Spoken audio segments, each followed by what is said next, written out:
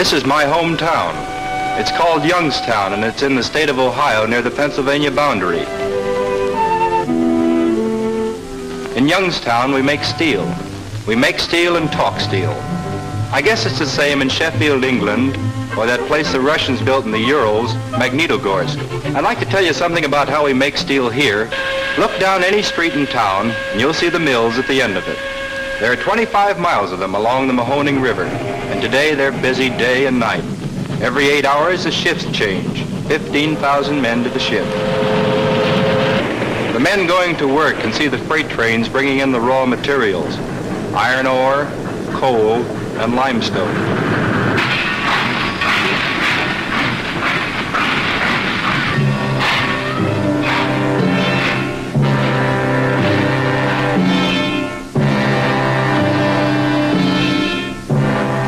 This is the ore. It looks like dirt, but in a few weeks it'll become part of a ship, a tank, or a gun.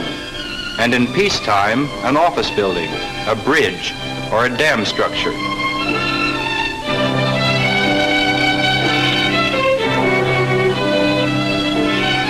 An overhead crane picks it up and carries it over to the skip hoists, which take it up to the top of the blast furnace.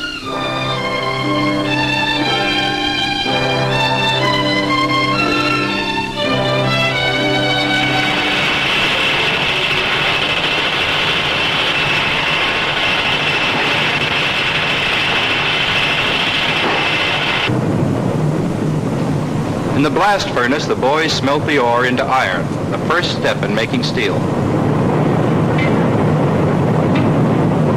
The molten iron comes out at 3,300 degrees.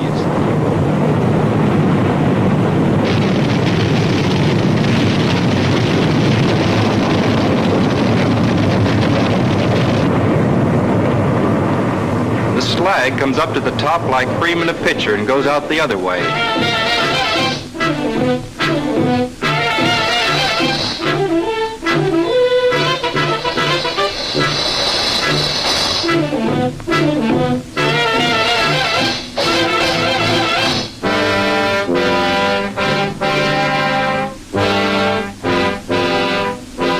That's Johnny Chonko on the snort valve controlling the blast.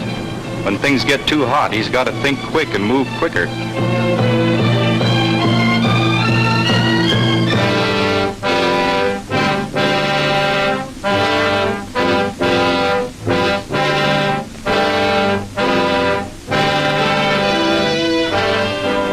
Peter Zeman's the blower, head man on the shift. He tells them when it's time to stop the flow.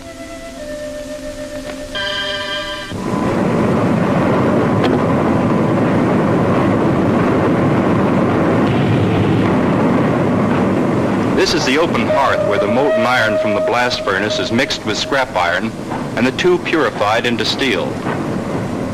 I remember the first time I saw it, the size of the place, the noise, the sirens wailing when the big stuff moved overhead, and the heat hitting you like a solid wall. It's something you don't forget.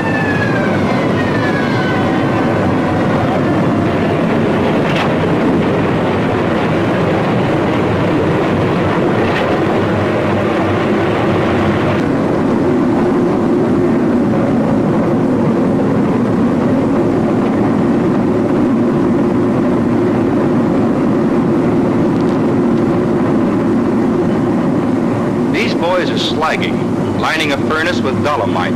This protects the wall of the furnace against the extreme temperature.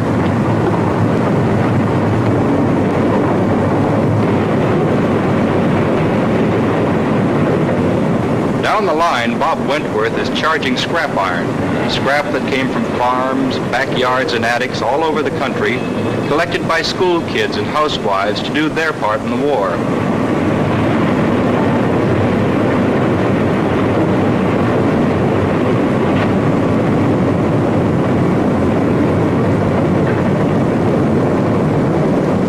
Next door, Tommy Hughes is giving one of the furnaces a drink of hot iron from the 35-ton ladle.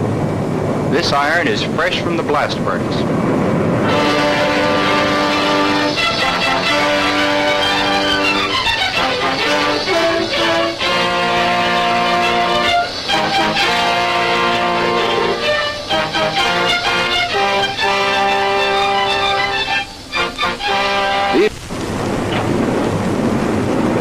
open hearth, the steel's nearly finished. The first and second helpers take a sample. Mike Kubinski's the first. Earl Strong is his assistant.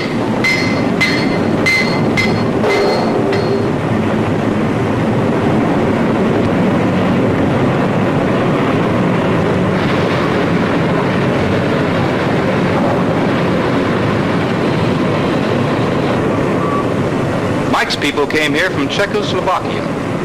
Earl's ancestors came from England in the 17th century, when there wasn't much to America but a few colonial villages along the coast. By inspecting samples of the molten steel, the boys can tell exactly when the furnace should be tapped.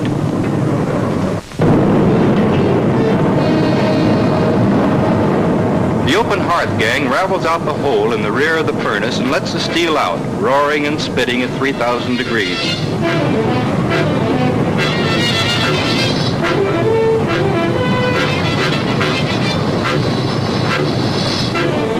The pit gang dumps in alloys to give it the special qualities they want in this batch.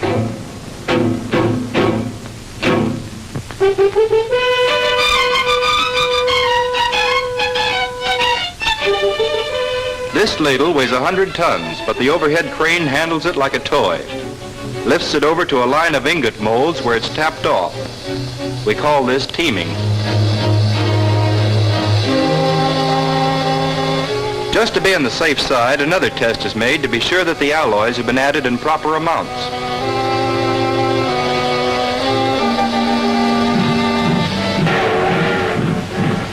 The ingots are carried over to the blooming mill where they get their first shaping.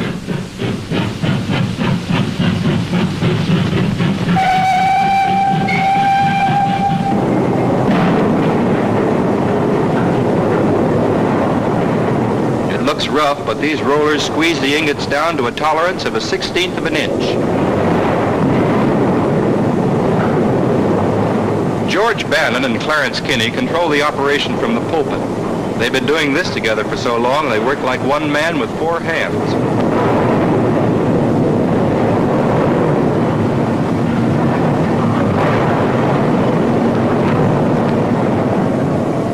When the ingots flatten to a slab, Fred Ingram takes over.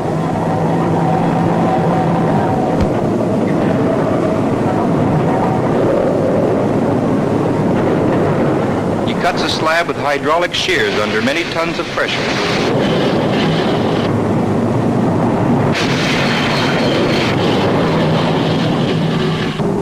Fred's a shop steward for the union, which has an agreement with the mill. He represents the workers on the plant's labor management committee. These days they're discussing production problems. We've got the machines, like this one in the hot strip mill, where in one continuous operation a slab of steel is flattened into a sheet. Each roller operates at a different speed, synchronized to handle a slab that's growing longer and thinner and moving faster all the way down the line.